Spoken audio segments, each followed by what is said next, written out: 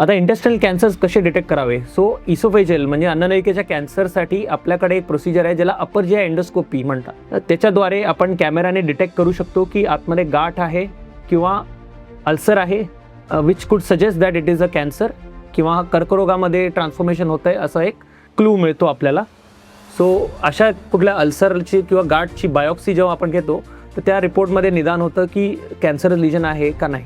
तसंच मोठ्या आतडीचा जो कॅन्सर आहे ज्याला कोलॉन कॅन्सर म्हणतात, it is diagnosed with a procedure called as colonoscopy. So ही कोलोनोस्कोपी प्रोसिजर मोठ्या आतडीची तपासणी आहे ज्याच्यानी बायोप्सी घेता येते आणि कळतं आपल्याला की जी गाठ आहे लार्ज इंटेस्टाईनमध्ये ती कर्करोगाची गाठ आहे की दुसरी कुठली गाठ आहे. पूर्वी कोलॉन कॅन्सर हा धोकादायक मानला जायचा, बट आजकाल आपल्याकडे कोलोनोस्कोपी व बाकीचे यंत्रणा अवेलेबल आहेत ज्याच्याने आपल्याला लवकर डायग्नोज करता येतं की कोलॉन कॅन्सर आहे का नाही. आणि त्याच्यामुळे इवन यंग एज पेशंट्समध्ये आपल्याला खूप चांगले रिझल्ट्स मिळालेले आहेत. बरेचसे आपले patients after doing an early detection colonoscopy surgery they are living a very healthy life. आणि रेग्युलर सर्वेलन्स, रेग्युलर कोलोनोस्कोपी आपण त्याची करतो दर 3 ते 5 वर्षांनी, ज्याच्याने आपल्याला कळतो की रिकरन्स होणार आहे का नाही. हा व्हिडिओ भीती पसरवण्यासाठी नाही तर जागरूकता आणि अवेअरनेस पसरवण्यासाठी आहे.